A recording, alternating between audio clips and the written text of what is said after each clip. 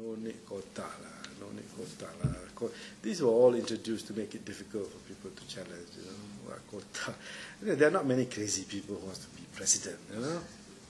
Yeah, but what I'm trying to say, you know, I'm not saying this because I want to see a fight every, you know, but what I'm saying, let UMNO be a culture where people are open to speak out, you know. Let people, you don't have to ngampu, you know, Malays like to ngampu, you know.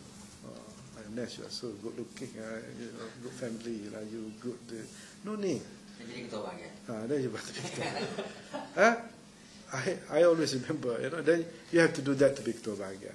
Then you want to be that to be calon, you know. And then, oh, what about if you want to be minister? Oh, you have to surround the prime ministers all the time. It's so feudal. It's unbelievable. Why can't we just select people who are good? But you would not know if they are good unless you expose this to the wider group. This idea of putting people and arranging people, my man, your man, at all levels, including candidates, is nonsense. You know, if we are such a big party, you know, let the grassroots decide these things. To be a ketua bahagian, let's have a proper contest at the bahagian level. And then, even calon, why can't the local people decide? Why can't you know, why do you need to decide last minute, about 5 hours before nomination, and then you start scrambling, you know, lobbying, jockeying. Such a waste of time. And you're not getting the right people anyway. So why can't you just, you know, 6 months before election have some sort of a, let's say Kota Baru, we have about, 5,000 members, active members, okay, call them one day in a school, who do you want to be your calon? Probably they would have picked me, you know, but they don't want to do that, you know, they want to decide upstairs. So this culture has to change. This is wanting to decide, wanting to control. This is part of patronage that I said must be changed. Oh, I think I would have lost too. Yeah, I think the mood was so much against the people, against the barisan. I would have lost, but I probably won't lose so much. This is like 12,000. You know, I probably will lose a few thousand. You know, I'm quite popular there, if I may say so myself. No, as I said, I have made the great mistake of saying pass one last term in Kelantan in 1990. So I'm very careful now, and I think they're capable people. You know, don't underestimate PAS. I've always said their networking, their resoluteness, the teamwork, the way they operate the election. They're very capable people. Okay, of course, some of them are slightly extremists in some of their views about lifestyle and things like that. You know, I get knocked on a lot of my lifestyle, for example.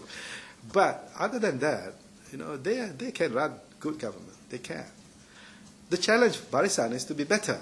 That's how I say it. It's not to knock them down.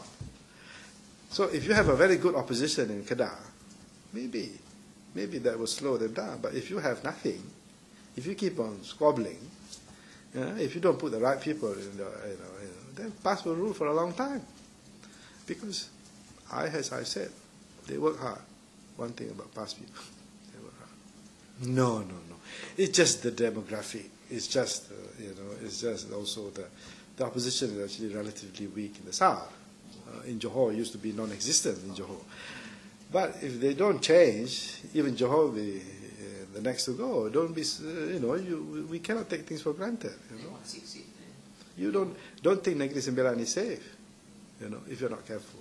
So I think it's just that they have a weaker opposition, But as I said, politics can change very quickly, and in as much as we can lose those states, we could also win back some of those states, if depending on what we do and the dynamics of that we have. Say 4 years from now, we don't know what will happen, But like I said, no need to be despondent about it. It's a challenge, Barisan should regroup, get the best people. Leaders who are arrogant, who got scandal, who are corrupt, take them out. There's so many other people, and then see whether we can match, the BA plan, the BA policy, the BA integrity, BA corrupt-free. They say corrupt-free, we don't know yet after this, So we'll see. Yeah. Or the Chakating. Oh, I'm not one of those who buy that very much. I don't. I don't. In the sense that I don't think it's peculiar to Cantonese. I don't. If you say such phenomena, such things do occur, it is just part of politics everywhere. It is not. The only reason why people focus that phenomena in Kelantan or attribute that to be a special characteristic of Kelantanese is because, you see, when you're under past rule, your chances of getting defeated is very high. Okay? And when you lose, you always blame the next guy. Because that phenomenon would not always occur in other places because they would invariably win, so there's no need to blame. So, but in Kelantan, in the last 18 years, except for 95 we won some, except for 99 we won some, 2004 we won a fairly bit. But a lot of people kalah, So when you kalah, what would you, the best thing you do is, you blame your opponent. And that gains currency, or you blame Chakati, you blame, and that is compounded by the fact that our national leaders select candidates at the last minute. So this contributed to that phenomena because, you see, if you were the Ketua Bahagian, let's say, a very popular one, and the people in the area think you should be the candidate, and the last minute you change, how would your supporters think or react? Understandably, they would retaliate. Because they are human. They work for you for so many years. But the top people don't care about that. They just change because they have the power. I think it had happened even before. This is not a new thing. It's just that this time, because they lost, people say, because of the change. But this has happened before. In 2004, I was changed too. And then I got back, So when things happen last minute, of course, supporters of each group, any leader worth his salt would have supporters. So they will retaliate. But that is not peculiar to Kelantanese. It's just, so I don't buy that this is peculiar Kelantanese characteristics. It's just the natural reaction of those who are, whose leaders are taken away at the last minute. Yeah. So if you want to remove all this Chakati, you just have to announce them early. That's all.